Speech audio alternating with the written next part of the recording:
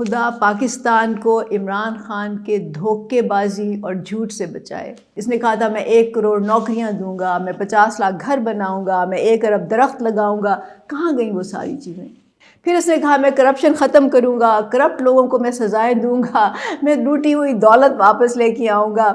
एक धेला भी पाकिस्तान में आया? किसी को सज़ा मिली? करप्शन ख़त्म हुई? क्या किया इसने? ये सिर्फ नारे थे, सिर्फ वादे थे, सिर्फ एक सब्ज बत्ती के पीछे लोगों को लगाना था।